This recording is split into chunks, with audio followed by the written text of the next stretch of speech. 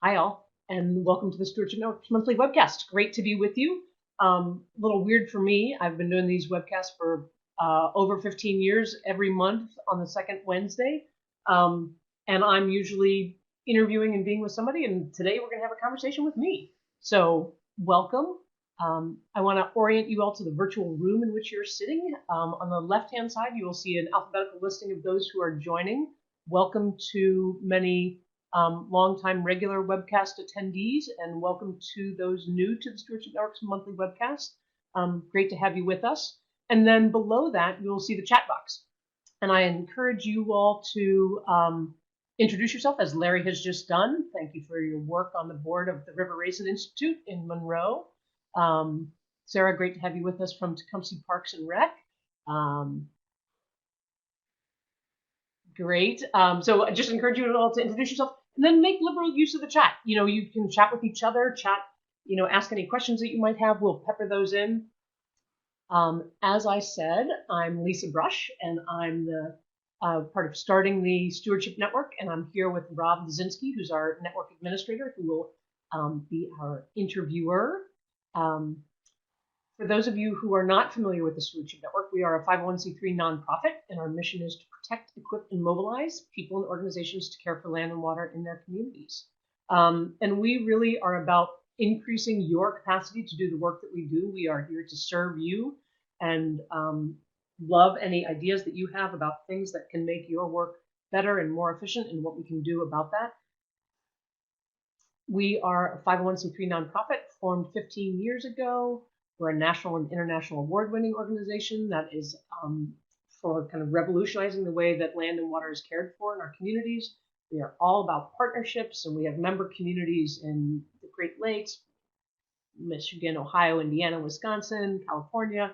And long ago, we were called the up-and-coming conservation organization with the right trajectory for the way that we do the cross-boundary collaboration. And I'll tell a little bit more of the story about that this time around.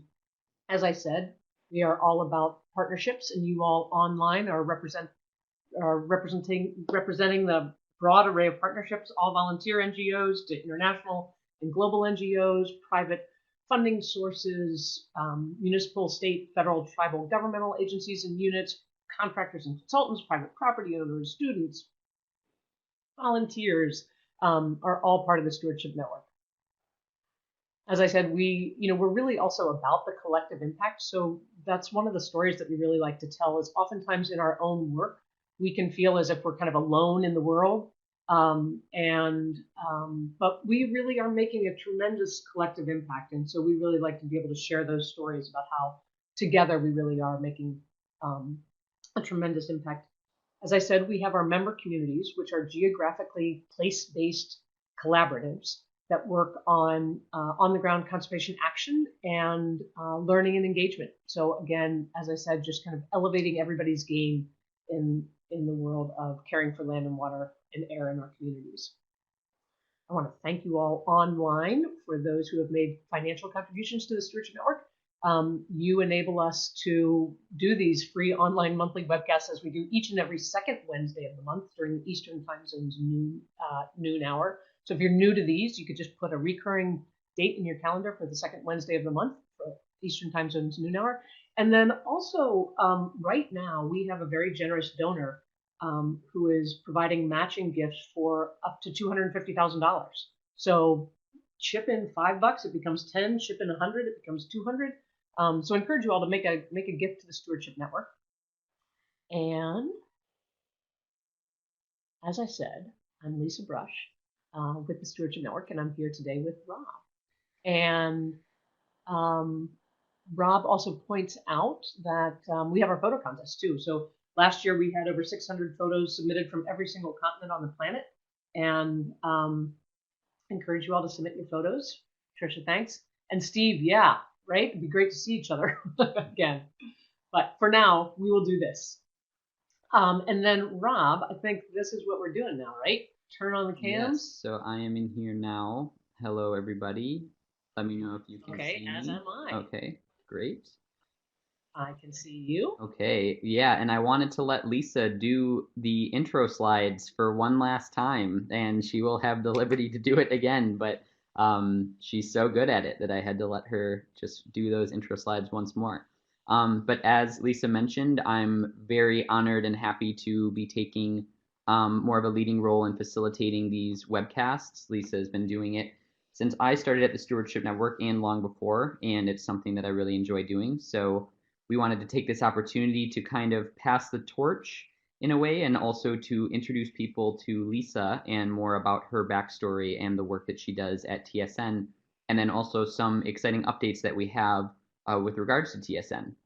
So without further ado, I will get started with the first question, which I consider an icebreaker of sorts, where I would ask, tell us something that we don't know about Lisa Brush. So first of all, this is so weird, right? Like I'm with you all every month, and I'm introducing you to other people, not me. But so let's see, what do people not know about me? So let's see, I worked on cherry orchards when I was young, and let's see, I played ultimate frisbee and worked at a landscape nursery, and that was the time when I was in like the best shape I could possibly be in, and there was no such thing as enough food to eat, and people would stop me on the streets and say, "What the heck do you do?" You are so buff. And then also grew up, since dad's on the line, I will give a shout out to dad. Grew up in a political family in Cincinnati, Ohio, and spent a lot of time campaigning for dad as he ran for city council and mayor of Cincinnati. It's lots of little I think that's things. great, and Happy to hopefully share any more of will that. come out as we talk about it. But yeah, I just wanted to bring that to mind because for what we all know that you do with TSN, there's also a lot of other things that are beyond TSN that you have been involved in. So the next thing I wanted to start kind of early on, and we'll go through a short kind of journey in your evolution in your work with the environment. But could you tell us about your most poignant and earliest like natural memory, a memory of nature, or something that just has inspired you for a long time? Yeah, absolutely. And so, I mean, I think probably maybe like so many of us, it was just being outside, right? So we used to go down, and Tadpole Creek was the place that we used to go play with my brother and friends, and go look under the rocks for little tadpole eggs, and um, bring them bring them home, and watch them grow. And that was always just a fun, down the hill to the creek to discover the tadpoles was always just a great time of year. And then we had a sycamore tree that was there, and it just had this crook right in it, and I would sometimes just go down there and just lie on that in the crook of that tree.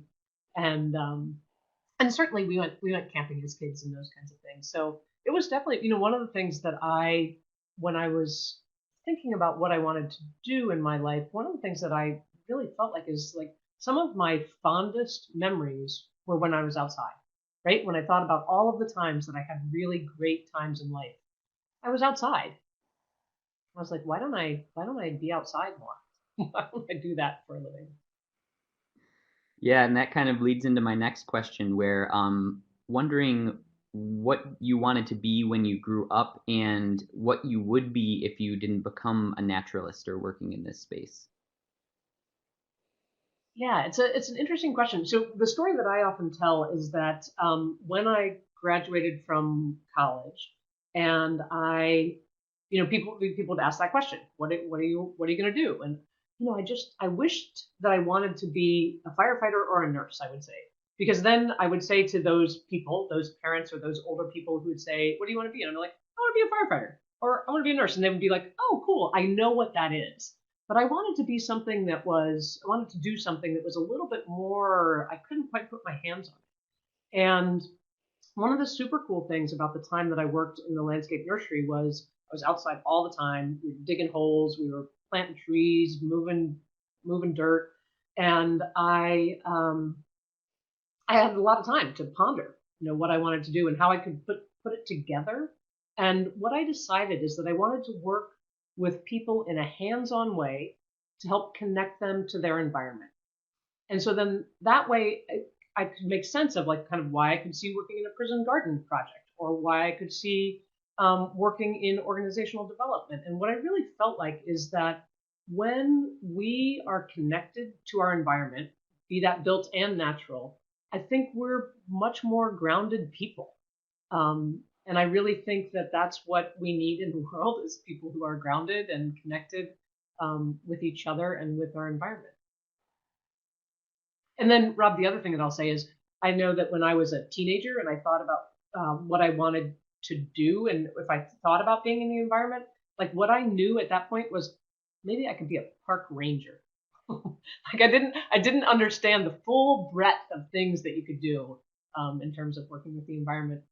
So it's one of the things that I've had the most pleasure of doing over the last couple of years is an independent study with high school seniors where we visited all kinds of people who are working in the environment to just expose them to the full range of different things that they could do. And Heidi, they Absolutely. are great, right? Love the park rangers. And a small story I'll tell people if you all weren't aware, but actually, I had a very similar experience where I was in school for environmental science and I also wasn't sure really what I wanted to do. And of all people to have come to visit one of my classes, it was Lisa Brush talking about the Stewardship Network. And at the time, I was really interested in environmental psychology, and Ray DeYoung was a professor that I had that really inspired me in that direction. And yeah, just like knowing that there were organizations like the Stewardship Network was much more of what I wanted to do, some combination of the environmental practice and the more social and, just the connection aspect of it. And so, however many years later, I guess it's like 4 or 5 years later now, I'm working at TSN and it's been great. So, Yeah, it's funny. All of those. It's funny when you think about like what are the little crossroads in your life, and right. interesting that just that little guest presentation, we made that Yeah, connection. right. Well, and then it brings me into because I think you're getting at something where you were trying to kind of build the vision for what you wanted to do because you didn't necessarily see or know exactly what you wanted to do. And so that brings me into the next question where um, how did you first kind of come upon the idea of the Stewardship Network, and just tell us about those very early stages where you kind of had the initial idea and then also wanted to water the seed a little bit to see where it. Yeah. So, Ray, you're on here. I'm not sure if I'm. It's while other people are presenting, I can usually pay a little bit more attention to who's online. But Ray, I'll tell the early story of that you were very much part of. So I was working at a local watershed council, and I was working on drinking water protection and land use planning. And I had also had the privilege to work with one of Buckminster Fuller's proteges. Actually, I ended up working with kind of the three of his proteges, and just really exposed to just amazing ideas about how we can change the world, right? And so um, I was doing that work, and one of the things that I felt like is, wow, we are so not working together at the moment. Like we're all doing this. We're doing good work. The county's doing good work, and the nonprofits are doing good work, and the city's doing good work, but we're not really working together. And I felt like if we could really collaborate and partner and learn from each other and not be in our own individual silos in terms of government or NGOs or volunteers or that I really felt like we could be doing things differently. And I just kind of was saying that to the world. I was like, I was in my 20s and I was like, this is crazy that we're not working together. And so so then what happened is some money came along from a consent decree judgment from the University of Michigan, and the Chicago Wilderness was also happening at the same time. And so um, the city of Ann Arbor, NAP folks, are you on board here? You were part of starting this as well. And we kind of launched something that we modeled after the Chicago Wilderness. And at that moment, we were calling it the Upper Huron Watershed Volunteer Stewardship Network. And what we did was we all came together. We did site tours. We where we would go visit each other's sites, and the person whose site it was would share the work that they were doing, and the people who were there would ask questions and share their ideas and insights. We also started the stewardship, the steward circles, which I ran, for years and years and years, and Tina and Nap has taken that on, in the second Tuesday of each month from 7:30 to 8:30, 7 to 8, where people get together and talk about a given stewardship topic. So, Ray, you were part of those early conversations, um, and then after 3 years, so it was great. It was really neat. And then after 3 years of doing that, I thought, this is cool, but if I'm going to keep doing this for now 20 years, it has to be really cool. So I brought together a group of people, 30 people from lake to lake across southern lower Michigan, who did this work, who did this kind of ecological restoration and stewardship work. And I said, let's dream a dream. Let's dream a dream of a network that's really moving the needle. And what will we do? And I said, think inside the box, think outside the box, think big, think small. And what happened? And then I said, okay, now we need to prioritize because we can't do all these things. And let's prioritize it based on what we are going to do well and what we're going to have fun doing. And so that's where the programming of the network really came out. But one of the most interesting things, and Ray, I'm going to point to you again, early on, is that you said you were part of this, and with the state, raised with the Michigan State Parks and Rec Stewardship Program, and Sherry Lair from the Nature Conservancy said, if we're going to be involved in this, it needs to be bigger geographically, because we really don't care that much about the upper Huron Marsh. Ray, correct me if I'm wrong. But one of the things that I said, and I remember Bob said this too, if we just expand and we just become bigger geographically, we're just going to become a big statewide organization that has a conference. Like, how is that going to be meaningful? And so we did a lot of navel gazing about how we could structure and how we could organize. And what we decided, because one of the things that I said that makes this work is that you're talking to people and about places that you know and love, right? So that's what makes the network cool, is that it's really rooted in the community. And so we piloted it. We launched the Headwaters cluster, and we launched the Grand Raisin. The Grand, it was just called the Raisin cluster then. In these two pretty different areas geographically, kind of suburban Detroit and rural ag place, and it worked. And it was really cool. And that's, I should go grab an envelope. That's when we became the Southeast Michigan Stewardship Network. And then after that, more and more people said, will you do this in these other places? And I just said, no, we cannot do that. We do not have the capacity. But eventually I turned to the steering committee and said, hey, you know what? I think we're onto something. I think we're onto something unique that really maybe we should think about responding to the demand. And that's when we ultimately incorporated as a 501c3 nonprofit, and in 2004, and we began a process to kind of systematize the launch of our collaborative conservation communities, and we called them clusters for years and years and years. And one of the things I really wanted to make sure that it was a different name, because it's not chapters. I mean, you could think of them as chapters, but they're really, for me, a chapter organization is a little bit of a top-down organization. And our collaborative conservation communities are really rooted in the community, asking the community what do they need in order to increase their capacity, and then delivering those.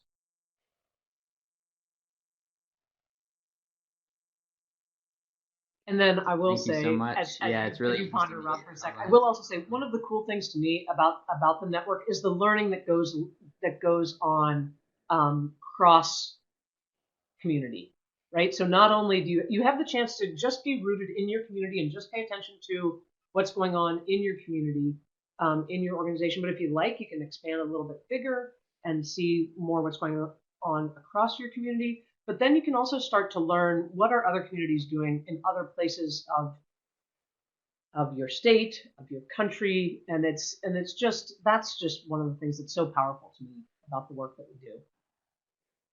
Mm-hmm. Oh, thank you. It's really interesting to hear the backstory of all of that, and just bringing back the idea originally that was brought up when you were kind of looking towards your professional development and what you might do and trying to create that vision for what you wanted. What were some of the challenges that you faced, you and your collaborators faced in starting the Stewardship Network, specifically in piloting an idea that there wasn't necessarily a lot of models to go by, and you had to do a lot of convincing for people, right? To like give, have them have the faith to invest in the idea and to really legitimize it. And it's easy to say now that it's been however many years that it's a more time tested method, but in that time it wasn't. So just what was that like to really pilot an idea and try to gain more trust? Yeah, I will tell you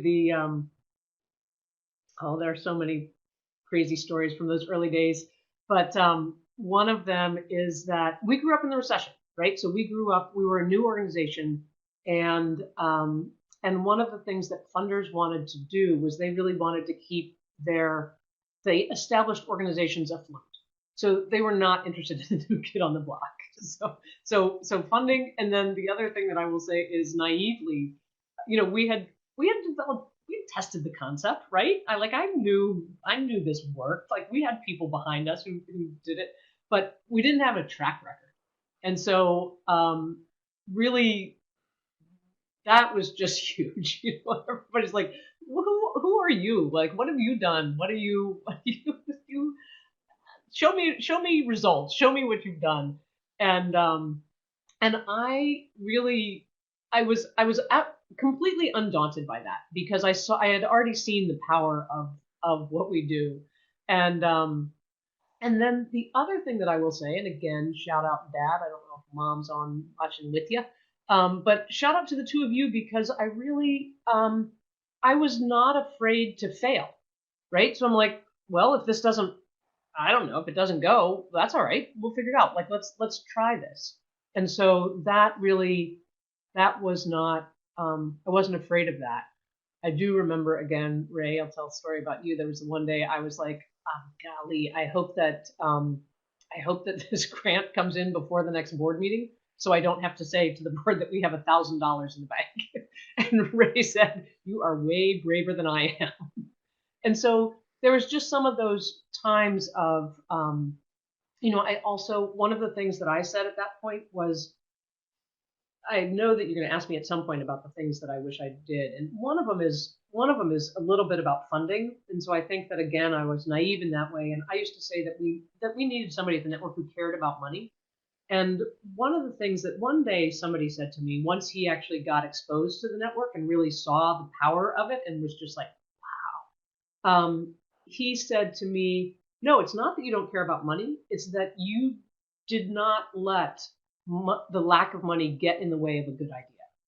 And so I was like, that, thank you. That's actually a really helpful perspective because that is really true. Um, and then I will, and the other thing that from the early days, there was a time when we held the first conference. So this 14th one will be a virtual one. So in some sense, while I really wish that we could be with all of you, I'm actually looking forward to the chance to bring those of you who might be part of these monthly webcasts, but who can't make it to East Lansing in January, and that we can be with you virtually. But again, that story of the first conference, and I really felt like from my seat at that point, I was the only employee, and I really felt like I was maybe the only person that could see the whole network, and I really felt like we needed to bring everybody together. And so there was that story in the board meeting in the board meeting where I remember one of the board members said, "Okay, so let me get this straight. We're not paying you on a regular basis right now, but we are going to hold an event that costs $60,000." I said, "Yeah," and I said, "Here's the deal. Go out on a limb with me, and again, I might be wrong, and you can come back and say I told you so, Lisa." But with that first gathering, we had no idea. We were like, I don't know, is it going to be 50 people? Is it going to be 70 people? Is it going to be? And we had 350 people show up, and people were so excited. And that board member came up to me during that evening reception and said, "You were right, and I was wrong." And so it is really a fabulous chance. So there's so many stories from the early days of that kind of thing. And you did kind of answer one of my questions, and I'll just kind of tie a bit of a ribbon on this because I'm really intrigued by the lessons that you've learned in all of this and what you might say to both young professionals starting out in terms of like you kind of building a path for yourself professionally as an individual, but then also as organizers or members of organizations at any point in their career. What is your advice for really believing in those ideas and pursuing? Yeah, so it's interesting. I think we all have a different tolerance for risk, right? So what I would say is put yourself out there. I think that one of the one of the greatest gifts that we can give to each other and to ourselves is to be authentically who we are and to just be that. I mean, that's what we get to do in the world, and continue to get to know yourself, continue to pay attention to what excites you, and you know, don't let somebody else define who you are and what you should do. I think that there's so much good work that needs to be done in the world, and so much good work that we can do. Um, and I think, that's the advice that I would give. And, like I said, we all have different tolerances for risk. And so, pay attention to that too. Be good to yourself. If you're not somebody who can tolerate a lot of risk, just know that about yourself. And that's okay too. And Steve, that's so fun. Wasn't that first conference was a real eye opener with all the great and amazing, smart people together there. That was an amazing first year. Yeah. And then, and then the other thing And is, the I think, conference. yeah, Oh, yeah. go I was ahead, just sir. going to say the other element, the other thing that I think is telling truth to power, right? And so really acknowledging everybody's lived experience and where they are, and just the kind of compassion that comes with knowing we are complicated, complex human beings on this planet, and and be good to each other, right? Hmm.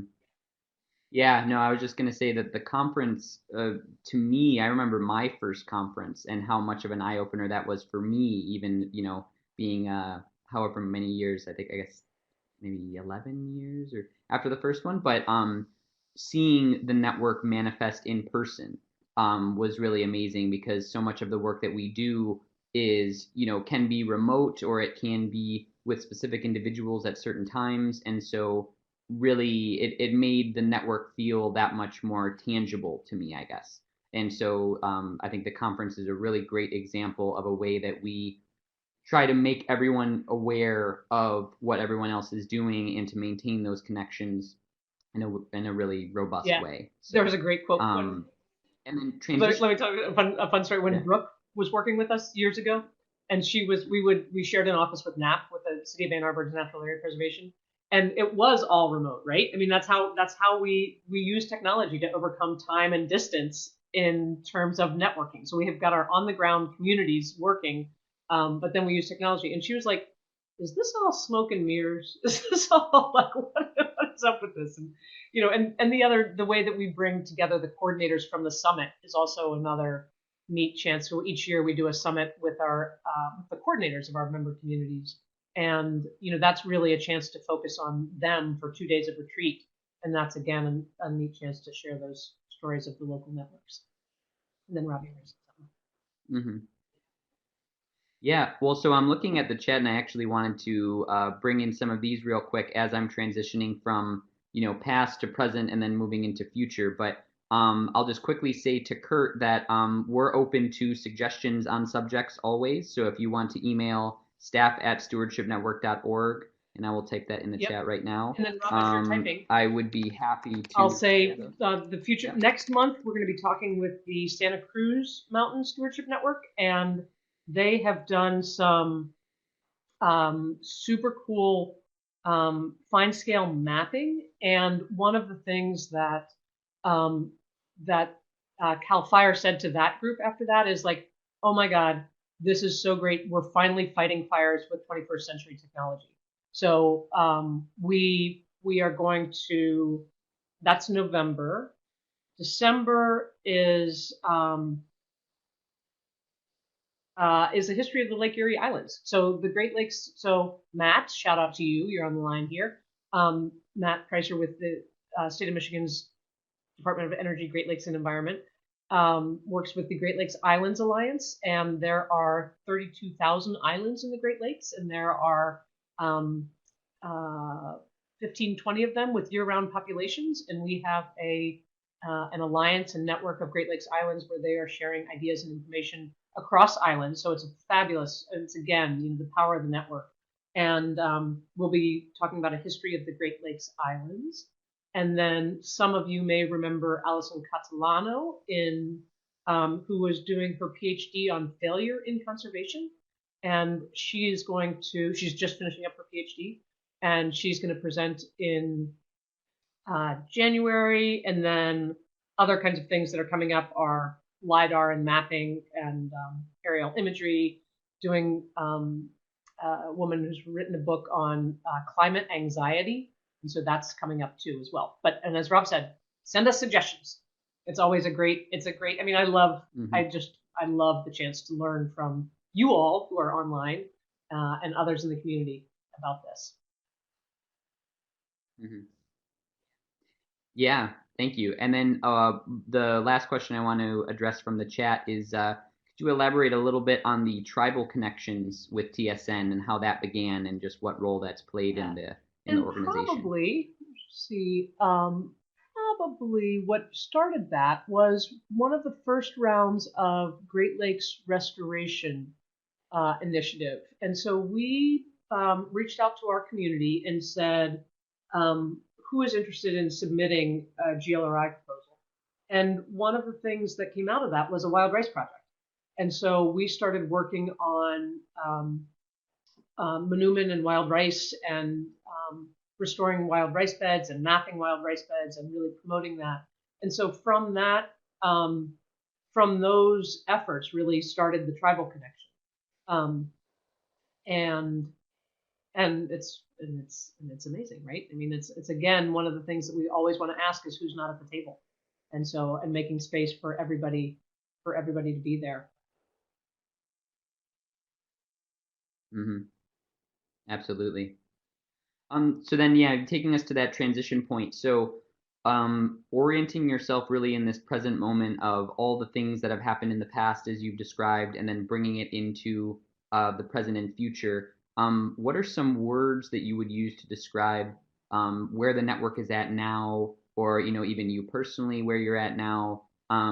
Just really trying to dive into like how this all feels and how this. Yeah, I would use the word exciting, right? I mean, it's something that when the West Michigan when our partner Sue, shout out to you and others who are online on the west side of the state, invited me over, and you were going to change the name from the West Michigan Cluster to the West Michigan Conservation Network, and we're just a little nervous about how I felt about that. And one of the things that I said is, you all, this is my dream. I started this group 10 years ago with 2 organizations in a basement room, and there are now 60 partners sitting around the table. And so this is completely my dream of what it is. So I'm super excited. We really have demand across the country for this, and so we're putting in place systems. As we said, we now have 20, 30 member communities and looking to scale that. And so put in place systems to support that. So that's what we're working on right now. And that's part of where that $250,000 match came in. So for those of you who might not have been online at the beginning, we have a generous donor who is going to match every donation up to $250,000 right now. So adding that capacity. And then the other thing that I'm really excited about, cross-boundary collaboration is really becoming kind of the hot thing to do. And we've been doing it for 2 decades, back when really nobody else was doing that and thinking that way.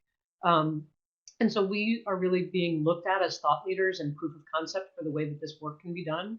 And so I'm really excited to be working with just an amazing group of people on putting together some.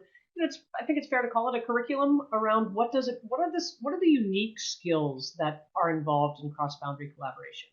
And so, some of those are, partner cultural awareness. So when I'm working with Sarah, I know that her organization operates in this way, and this is how decisions are made. And then when I'm working with Mackenzie and Larry, I know that this is how they work. And so just really kind of understanding some of that, and what are those unique skills. So we have kind of our leadership curriculum and leadership passport that we have around around some of that, but we're really coalescing around some of that work. So that's very exciting, and is true in all kinds of cross-boundary collaborations. I remember I was coming back from a work trip out west, and I was sitting next to somebody in the airplane, and we were talking about he's part of a medical tech startup, and he was sharing all of this very same stories about how unique it is to be working with federal governments and local organizations and people at all different scales. So I'm really excited about that work. And then many of you online know that we do a lot of fundraising for our local collaboratives in terms of grant writing or philanthropic contributions. And one of the things, there are a couple of different things that I would share that funders sometimes say to us is that we we talk in our boardrooms about wanting to fund organizations just like you, but we don't have a bucket to put you in because we have not made the strategic changes around that. And so, and then the other thing that sometimes they'll say is, we're interested in doing environmental projects, but we don't really know how to judge what's a good one and what's not. And so, from my vantage point, I really think that we bring you the tools and knowledge and connections every day. I want us to bring you the dollars too. And so one of the things that we are working to do is to get me out of the day-to-day running of the organization, which might be part of Rob taking a bigger role in these webcasts. And I'm super excited for that. But is also then for me to pursue the fundraising for us to develop the Stewardship Network and fund so that we can fund our member communities and they have the resources to do the work on the ground, because the resources are out there and people care about the environment. We just may not be connected to them, but people have the dollars to invest in this kind of important work. So I'm really excited to do that. And then Mm-hmm. Rob, Yeah. let me turn the So, tide on you oh, go ahead. because you're part of this. What would you say? What kind of things would you say you think about as you think about, so I've got the old hat, the 20 plus years, and you've got the new hat. What would you say? Mm-hmm. Yeah. Well, I think you touched on it a little bit, and I was, as I orient this conversation, thinking about it as a potential to, or an opportunity for us to update, supporters on different initiatives that we have going on that perhaps they're not, as aware of. And so I definitely want to get more in depth with some of those things that you had mentioned. But overall, I'm really excited about the way that with all of the past experiences and the past accomplishments of the Stewardship Network, even long before I was a part of it, there's a building of confidence and a building of capacity and a building of potential that's been happening for a long time. And I really think that there is an opportunity to take advantage of that potential and to move things even further in that direction. And specifically, I think what you were talking about with the Collaborating Well, if I'm not mistaken, was the group that you were referring to. I just think it's so amazing to think on a deeper level about why these collaborations work and why a system or how a system can be both reliable and defined enough to be to build trust and build confidence in people that use it, but also flexible enough to meet groups where they are. And so understanding that different groups operate differently, and so it's really hard to have a very strict specific set of criteria, but at the same time there are some consistent themes that we can recognize, and best practices that we can point out, and skills that we can help people build, and resources that we can connect people to. And so I just really think that there's a lot. I'm sorry, I don't know if I lost you there. You're good. My screen went sleep, but I'm so excited about the potential of that, about the expansion, and about more and more partners that I get to meet and people I get to work with directly. Because with being the network administrator, being able to connect directly with the coordinators and hear about their specific experiences has really rooted me in the actual practice of the model, and that's something that I wasn't as familiar with in the very beginning when the idea was more conceptual to me. And so I think it's that. And then I think also specifically, and I'll ask you more about this because, I wanted to kind of treat some of these new initiatives as case studies in a way, to build more about how the network has been evolving recently, and then just looking forward at some of these initiatives that we're really excited about. But things like GLIA, and maybe I'll ask you to talk a little bit more about GLIA, just because I think it's so cool to be able to collaborate with them in such a unique group of people, and the way that the model can, or what Stewardship Network has done, and the experiences and the resources that we have, like how we can collaborate with a group like that. So I don't know if you would be interested in expanding more about your work with GLIA, or how that came about, and stuff like that. Feel free to chime in the chat too. So the Great Lakes Islands Alliance is just about 4 years old, and it started out of the Office of the Great Lakes, really thinking about that the year-round populations on islands really face unique challenges, right? So how do you deal with solid waste? What's your education system like? How is the push and pull of tourism into your places? How do you care for your natural areas and your archipelagos that make you so ecologically unique? And creating a network of people on those islands to be able to share ideas. And again, as I said, the Stewardship Network was really modeled on Chicago Wilderness at first, roughly. And there's the Island Institute in Maine. That is, I'm going to get it wrong. Are they 40 years old? You can type it for me. And they have a robust network of islands off the coast of Maine, and so they have seen the benefits of the kind of work that they do, and awesome island indicators projects who gather data about the islands that's typically not there, and we're actually going to have a call with the Great Lakes Islands and the Maine Islands this coming week to share ideas across those regions. And again, we had an intern working with us this summer on that project from the San Juan Islands. And Matt, this is a little shout out. I just had a conversation with somebody last night who has a connection to the San Juan Preservation Trust, Community Trust, something like that. And the intern this summer was saying, it's interesting, we don't have a network like that, and that would be so cool to have in the San Juans. And so again, sometimes conversations start and they take a long time to build momentum, but who knows? Maybe we could be talking about a San Juan Islands Alliance as well. And as Matt says, the Island Institute is 30 plus years old, 30 staff, and a multi-million-dollar budget. So we are seeking our big brothers and sisters in Maine to show us the way. Mm-hmm. Yeah, well, and I guess it's been interesting as I was trying to prepare for this, interview. I was trying to think of the most concise way, but also, giving enough detail to describe like the recent updates of the Stewardship Network, right? And like why we're so excited about what's going on. And GLIA being a part of that, and also the way that you've mentioned multiple different organizations that have provided inspiration or models to go by, or different things like that. And it really is reiterating the thought leadership aspect of what TSN does, right? So there's the on the ground concrete action where we're trying to build increased capacity to share more resources, share more funding, share more networking opportunities, all of that, to the groups that we are working with on the ground, facilitating that, right? So that's like the real concrete manifestation of what the network hopes to do.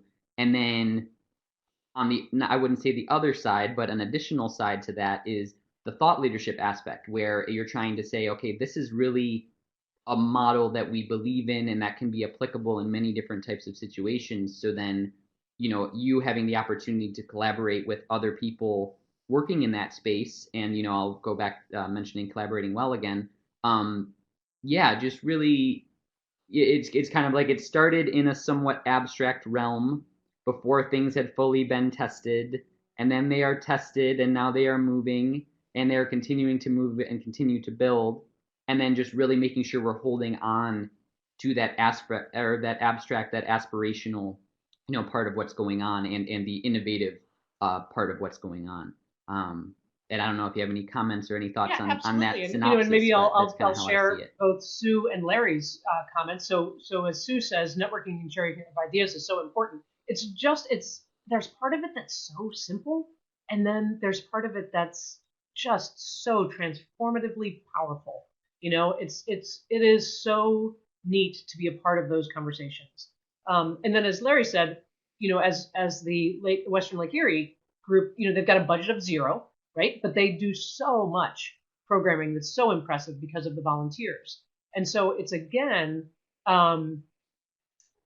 the idea of just really being able to share and put out, the thing that I've said that the network is working best when you look across the table and you say, oh my gosh, thank you so much. And the other person goes, no, no, no. I mean, you're welcome, but thank you so much. Like you're each getting out of it what you need. And that's the cool thing. And I will also share, connectivity and trust are so much at the heart of what we do. And so in the beginning of the collaborations, you do the low hanging fruit, as you're building trust and building those relationships. And then over time, you start to see that collaborating generously is just so powerful. And the thing that I often share, sometimes in the new collaborations, everybody thinks that everything needs to be equal. And but it's doesn't. That's not the way that the partnerships work, because sometimes I have more bandwidth or I have more money, and sometimes I have less, and sometimes I need more of that. And so really putting on the table both what you have to offer and what you need is really one of the most powerful parts. And so I think about some of the places where people have shared, they've shared equipment, they've shared dollars, they've, working with Lori in Minnesota. I'm just looking to see if she's on, and Daryl, who's helping to fund that effort because they have money. And so, it's just all of the different ways of doing that. And then the other element, as you said, kind of holding that that wisp of an idea of what it is, I think also touches on Matt's question about how has networking changed over the year. The one thing that I would say, the biggest thing is that people get networks now, right? In a way that they didn't then. We didn't have cell phones. Megan Prindle taught me how to text, and so we, at the first conference, when we finally got cell phones and we could text each other as organizers, as behind the scenes, like turn up the lights in this room, or the presenter needs a glass of water, or whatever those kinds of things are. We didn't have that when we first started. Even like I said, the webcasts that we've been doing for 15 years, those were so, people were like, wow, you guys are on the cutting edge. You are so cool. And we now we Zoom all day long. We just get that now. So I think the idea of it, even somebody tell me how old Wikipedia is, but even Wikipedia, the idea that we could all collaborate and contribute to make something that's whole, I think I would say that's kind of the biggest change. And then I would also say to people who are online, share with us, what do you think? What do you think has changed over the years about that? And then the other thing that I can share is, Ray, it'd be interesting to get, and again, there are probably other people online who were here at the very beginning, but even the idea of using volunteers, kind of the power of the volunteers, and that they could be quality contributors to our impact is also, I think, something that has changed. And one of the things, so have you heard the term digital native? And I think it's the idea, if you're born after 1979 or something like that, maybe it's 89, you're a digital native, so you're just native to this concept. And Erin and I went out to New England when we launched the Stewardship Network New England, and they were thinking, and some of you online actually, I think, might have been part of some of that meeting, and they were hoping to get 30 people in the room, but because we've been online networking, there were more than 80 people in the room that came. And one of the things that, as they explored it, that Erin said as we went back to the hotel room that night, she's like, "Oh my gosh, I'm a network native." So, Erin came and worked with the network right out of college, hadn't had any other jobs. And so she just, so just the networking part of doing work was just, what? Of course you do that, you know? Hmm. Yeah, absolutely. Well, and it makes me the question you answered my question, and Matt had asked it kind of before I did, but I was also thinking because for me personally, the pandemic and all of the ways in which we communicate with one another has also really reoriented or at least like kind of refreshed my understanding or of what networking is or what it can be, and part of that becomes like what is able to be done remotely. And I would call it the both the challenges and opportunities of the technological world that we live in, and I think that the interpersonal connection and the on the ground work is something that can't be replaced, and it has to be a part of what this is, right? But in the same way that you're talking about the use of the cell phones, and then I know on the WCBN interview we were talking about the first Earth Day and how like the first Earth Day was really about telling all of these organizations that they existed. It's like you're doing water conservation work here, and actually there's another group across the country that's doing that too, and we all kind of care, and we're all doing this at the same time. And that idea manifests itself in a lot of what the network does. And so as we start to think about both how individual geographically centered organizations can interact with one another in new and exciting ways. It's also looking at how someone from California can be bringing insights into something that's happening in New England, or Lori talking with our coordinators, from Duluth about, things that's happening for them in Southeast Michigan, and like every combination of that.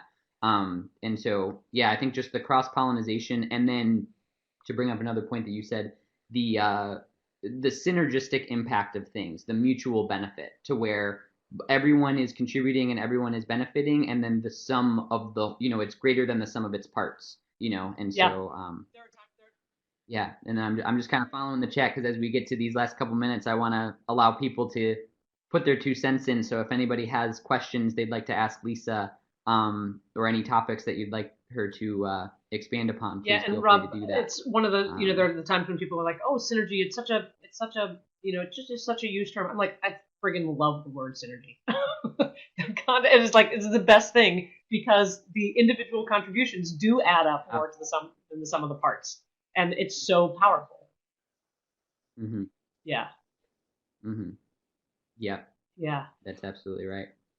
Yeah. Well, and then I guess just looking forward, because I know you've mentioned like a bunch of the different initiatives that we have going on, and just maybe ending with this, and also with what people contribute in the chat, just like what you're most excited about, or what you want people to know about what we're doing and how we're moving forward, right? So a lot of things happen behind the scenes, and a lot of website updating and other different things, that aren't always publicly apparent. But just what do you want supporters of the network to know Yeah. about So where one we of the are and things where that we're I going? would say is that it's a so the two different things. So one is in terms of expanding and scaling, the reason that we're doing it is because there's demand.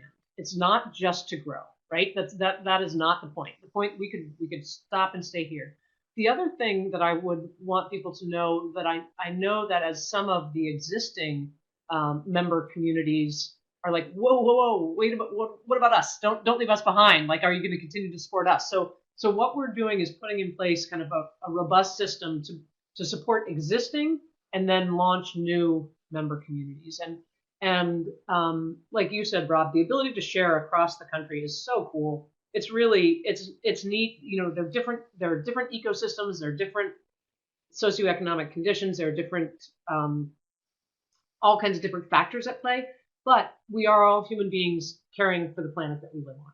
And so there's really amazing cross-boundary collaborations that lessons and ideas things that can be shared. So some of that is really exciting. I also, I'll say again, the conference in January is going to be virtual, and so super excited about that. We're going to make it, we're going to make the price point be one that's not at all like the existing conference, and we're going to make it be something that's manageable. I've seen some of these online events. I'm just like, wow, I don't know that I can navigate that. That's too much content and too much. So we're looking forward to the content that we're going to bring you there. We will continue to have those kind of networking type of things that we have. So those will be there. I'm excited for you there. And then, again, I will say that my Stewardship Network and Fund, $150 million fund that we have, is again one of these initiatives where I'm not afraid to fail. Like, I don't know. Am I going to come back in 2 years and go, I raised $270,000? I don't know. So we'll see about that. But I'm really excited to design that. And one of the things that when Allison was talking about, Allison Catalano, the woman who works on studies failure and conservation, was listening to a talk that I gave. One of the things that she said is that, you know what? One of the things that she hears about the failure in conservation is that a lot of people are afraid to talk about it because they don't want their funders to know. And we certainly aspire to the fail fast, fail often, and tell others philosophy, because that's what learning happens. You can't have innovation without failure. And so she was saying, boy, Lisa and the Stewardship Network are able to do this TSN and Fund. I bet they will want to hear your stories of failure and will embrace that as learning and not as failure. And so super excited for that as well. Mm-hmm. Yeah, well, and I want to reiterate a point that you had said specifically with the expansion, because, as I learn more about the history and just root myself in the work that TSN has done, my role working with the coordinators, a big part of that for me is maintaining that strong connection with the people that have made it possible up to this point. And so it's really about reiterating and continuing to strengthen and holding all of those things dear to us, all of the collaborators, all of the connections, all the different projects that we've done close to us as we do this expansion. And so that's part of what I'm really excited about, is that we're doing a lot of due diligence to hold that integrity of what has been as we expand going forward.